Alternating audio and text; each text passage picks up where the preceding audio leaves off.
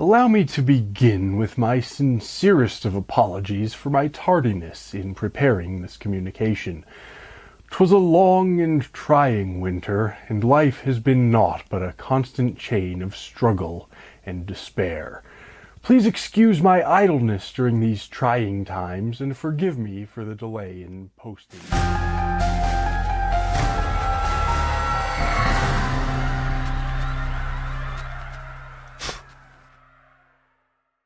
Well, you know I've been running late in getting these review videos posted when my cold open at the beginning of the video starts to sound like I was writing a Civil War letter.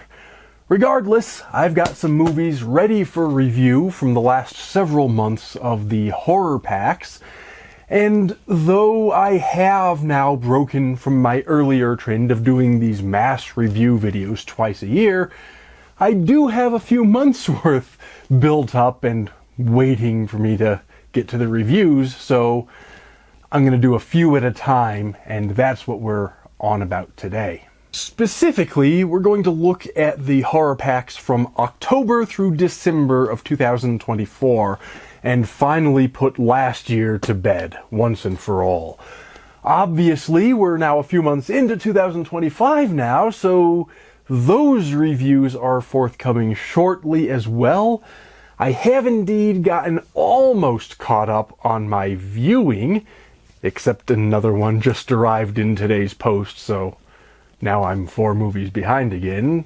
Never mind that, but I just need to find the time to sit down and record the review videos on all of those, except of course for that most recent package that just arrived today.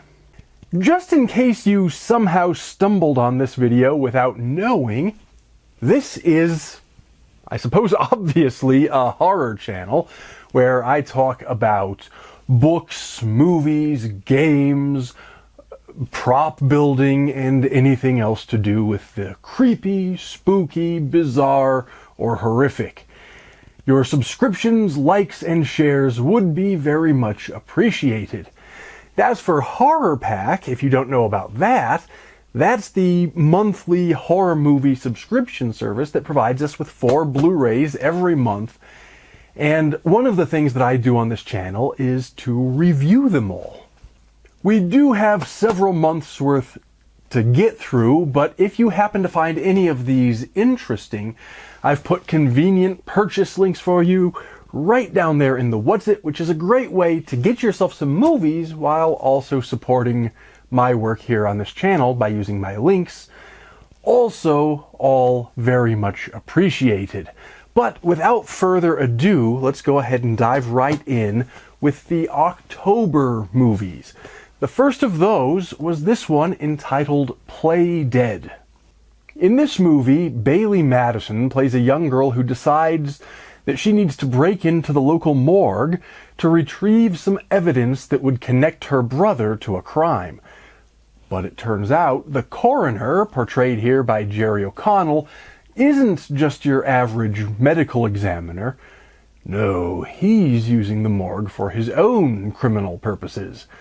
Given that setup, you probably already have a pretty good idea what kind of a horror or thriller movie this is going to be, and your assumptions are very likely correct.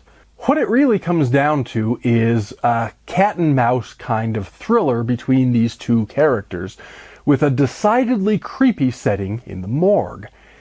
It's one of those movies that, for some reason, seemed to please the critics more than the audiences, at least according to the reviews that I've read on Rotten Tomatoes and other websites. But I'm going to have to side slightly with the critics in this case, which is maybe a bit unusual for me. Now, don't get me wrong, that's not to say that this is a perfect movie. In fact, if you're looking for originality in plot, you won't find that here at all. It really is a pretty standard cat and mouse storyline, with the only thing really setting it apart being its setting in the morgue. And it's also arguably just a smidge too long for its own good, but not by very much. But it is nevertheless a tense thriller featuring strong performances by both of the main characters, and is certainly worth a couple hours of your time. It starts us off pretty strong in this review video with a solid grade, I think in this case of B. The next one was one that I had seen before and had enjoyed but didn't yet own a copy of, and that was The Taking of Deborah Logan. This is a remarkable film in which a crew sets out on a project to film the life of a woman with Alzheimer's disease for a documentary film that they're producing as a school project. Honestly, for a horror movie, that's almost scary enough, because I, for one, consider that disease one of the most frightening things a human being can experience, either as a patient or as a caregiver. Especially as a patient, I think, because losing one's own mind is inconceivable to me.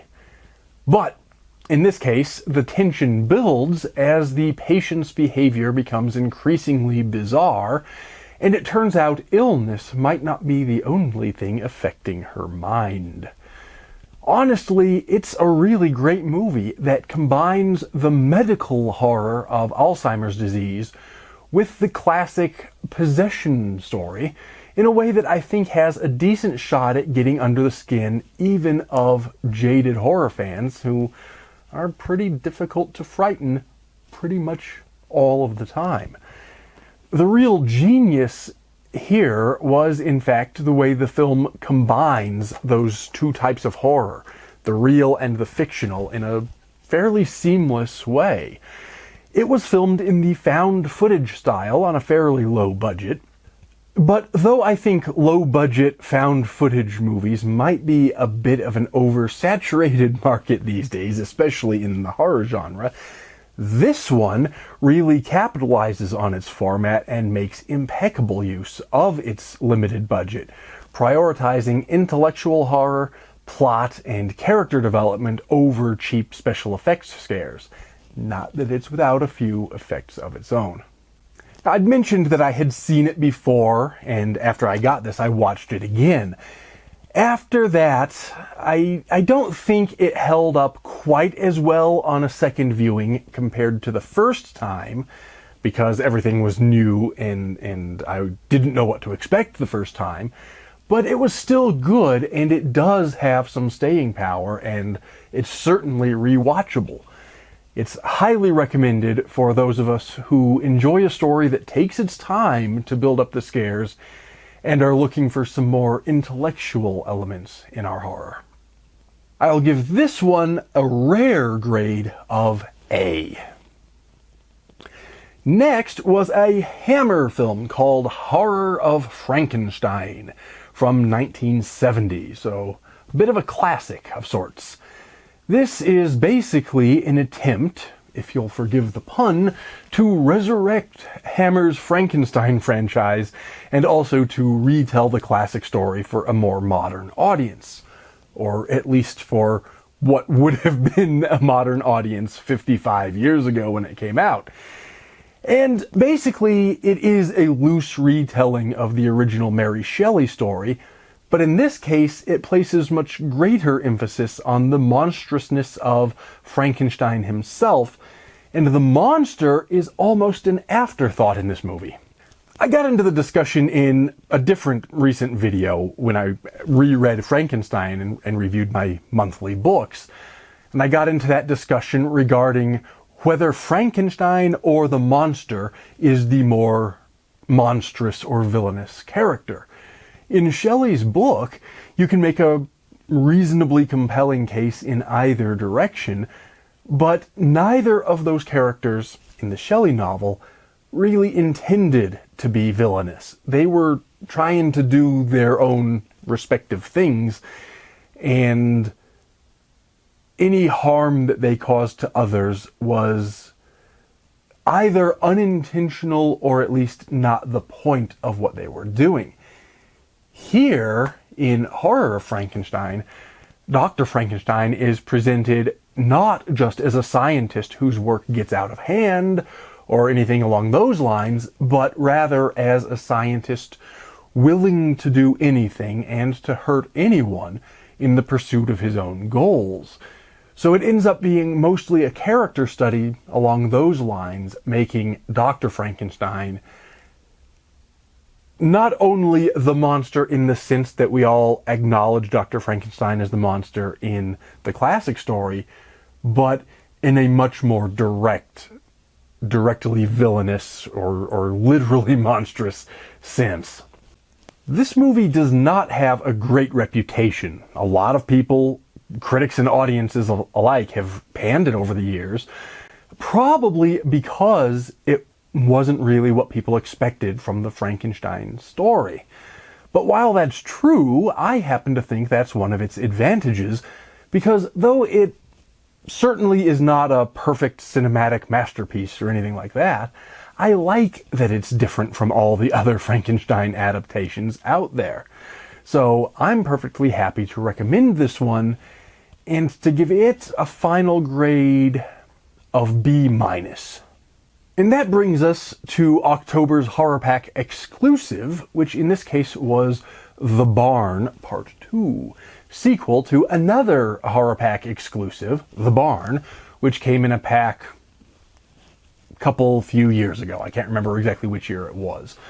In fact, I think it might have actually been in that year's October pack as well, so they're sticking to something of a tradition in terms of which month they send these, which I think is nice.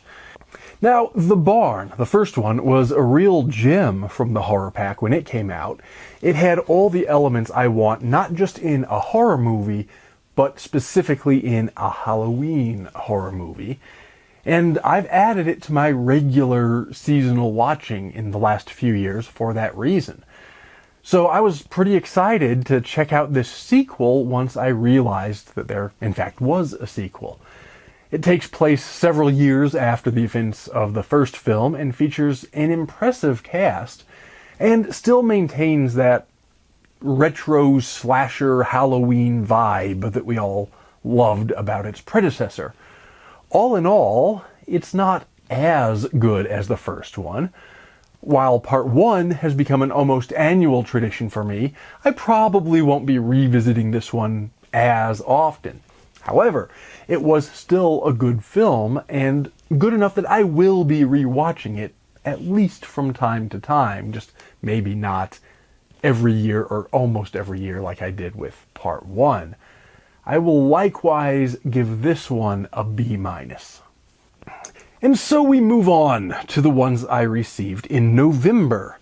This is also honestly the reason that I've been falling a little bit behind on these reviews, because after Halloween, and in fact even before Halloween as we were getting ready for it, but especially the week of Halloween, and then we headed right into the winter holiday season with Thanksgiving and Christmas, and I have just been struggling to get back ahead of things ever since. But hey, we're making progress, we're getting there, right?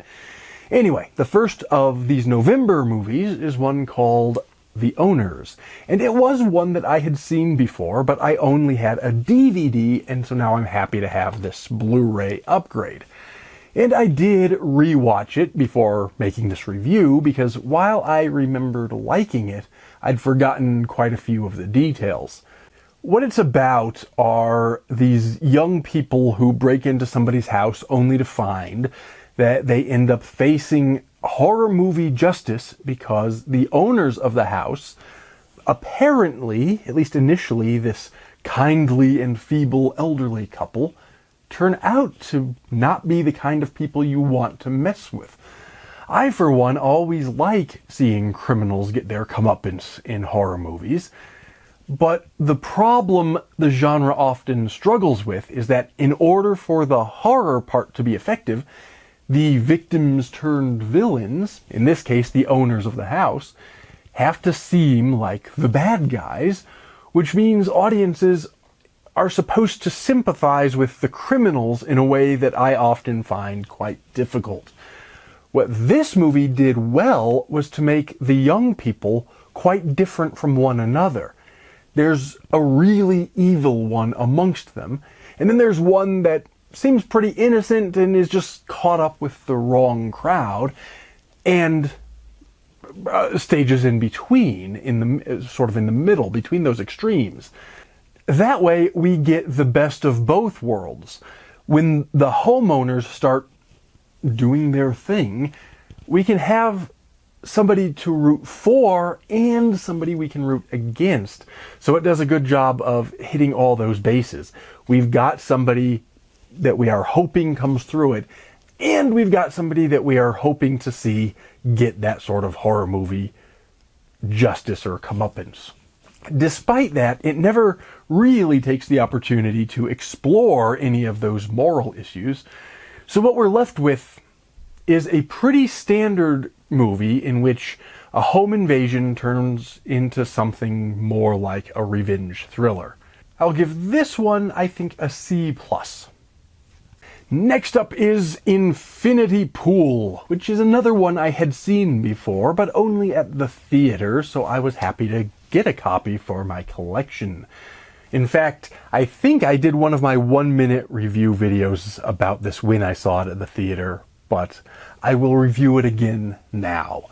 It's a delightfully weird movie in which people discover a way to pay to have themselves cloned so they can commit crimes with impunity, safe in the knowledge that it's their clones who'll face justice in their stead. But of course, as I've mentioned many times on this channel, probably in connection to this movie, in fact, and certainly in connection to some other ones as well, one of the great lessons of the horror genre is that nobody ever gets away with anything in the end. In horror movies, often some monster takes revenge or acts as the sword of karma, so to speak. But even in real life, I think typically guilt has a way of festering until people end up being their own undoing.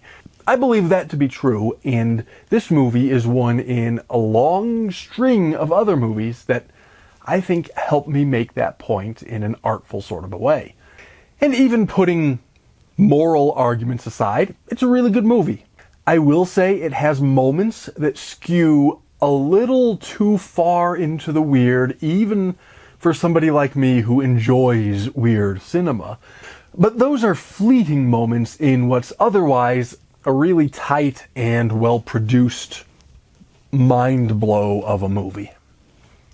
This one gets a B+. Next is one I hadn't seen before.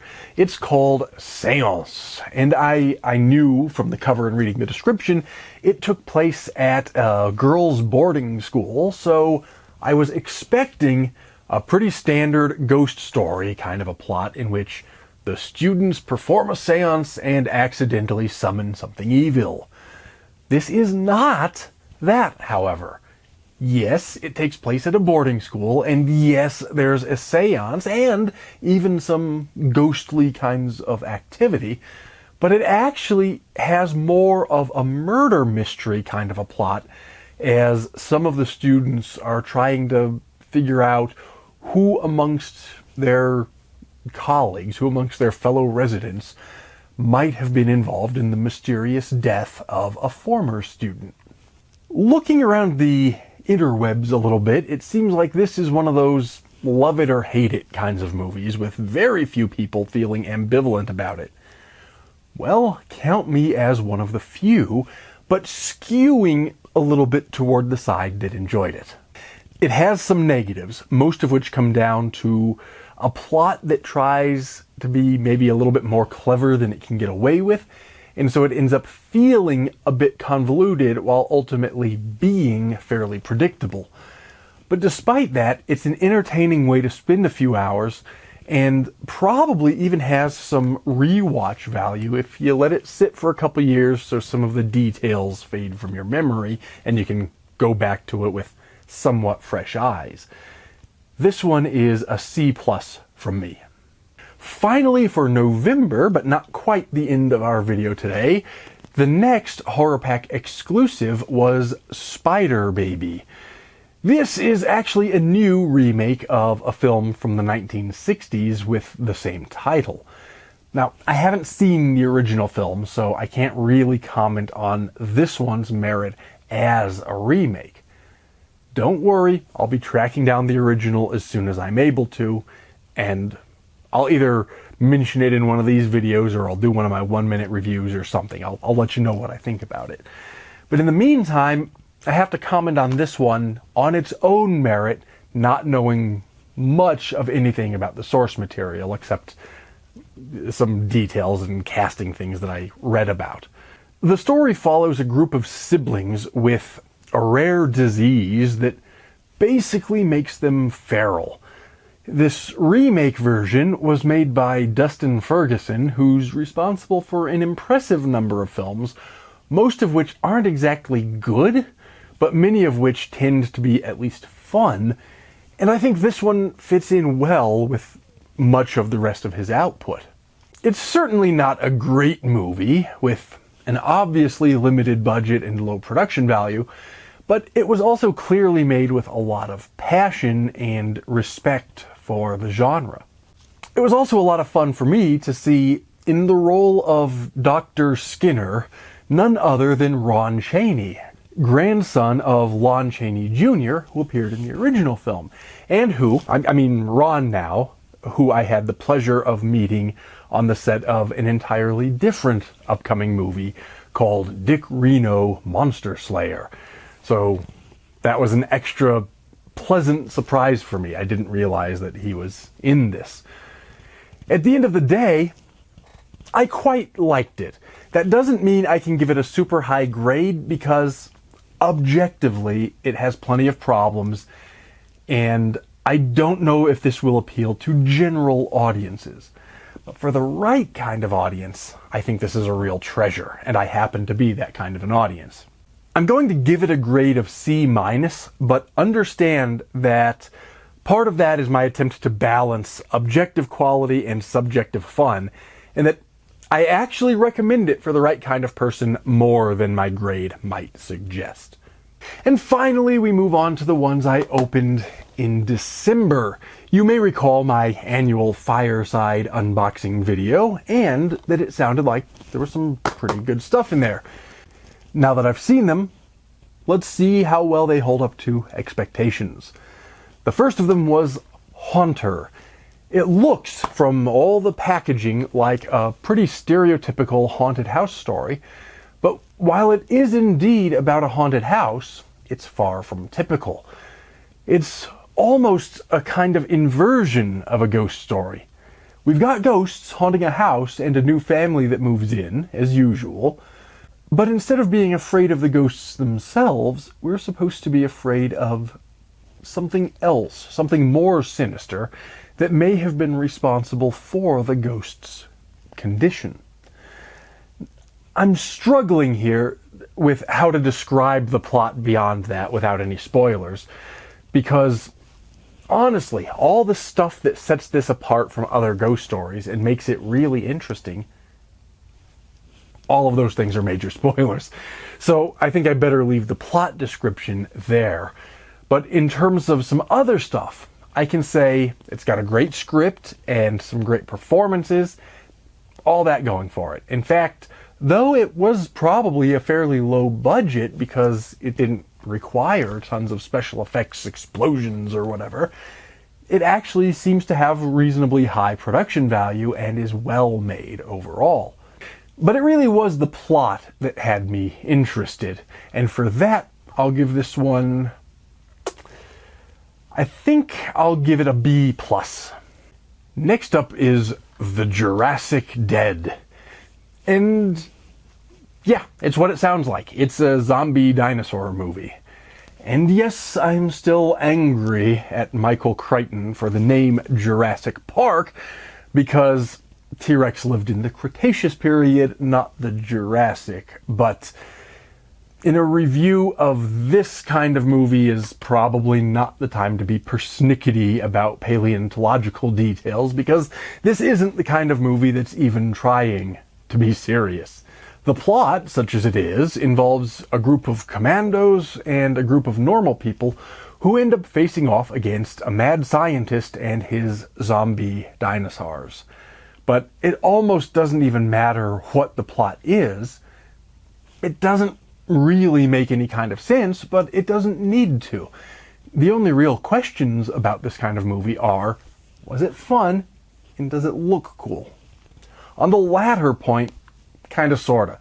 The effects aren't great, and a lot of it's pretty cheap, and in fact there's not nearly enough zombie dinosaur action, probably because it's so low budget. But what is there is fun as long as you can forgive that almost everything was shot on a green screen instead of an actual location. And on that point, I kinda liked it in a weird, stupid kind of way.